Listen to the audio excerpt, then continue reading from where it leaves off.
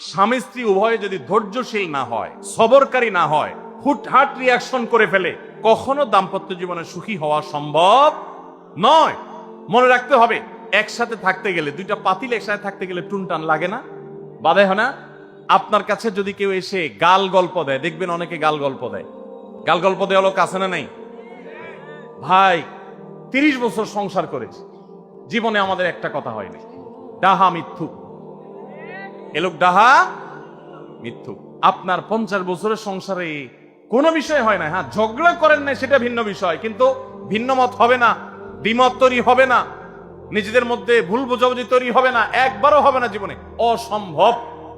মুহাম্মদ সাল্লাল্লাহু আলাইহি সাল্লামের ঘরে যদি হয়ে থাকে, আলী রাদিয়াল্লাহু তাআলা ফ্যামিলিতে যদি হয়ে থাকে, সাহাবীদের ঘরে ঘরে যদি হয়ে থাকে, আপনি কে? মনে রাখবেন, এই সমস্ত ডাহা মিথ্যা কথা শুনে আপনি চিন্তা করেন, হায় হায় রে, তাহলে আমার বউটা এত ডাইনি। আর মহিলা চিন্তা করে, আমি স্বামীটা এত অমানুষ, কত বড় ডাকাত। দেখো, তারা স্বামী স্ত্রী জীবনে কোনো কথা হয় না, আর আমার স্বামী ডেইলি একবার মা বাপ তুলে না গালি গালাজ করলে তার পেটে ব্যথা জমায় না। এই সমস্যাগুলো আছে না নাই? ভাইরা আমার, সবর করার জন্য, সবর করা সহজ হবে আগে থেকে যদি প্রস্তুত থাকেন যে এই সমস্যা হবে। কারণ দিন শেষে তিনি মানুষ, তার ভুল হতে পারে, একটা সময় তিনি তার ভুল বুঝতে পারেন। দাম্পত্য জীবনে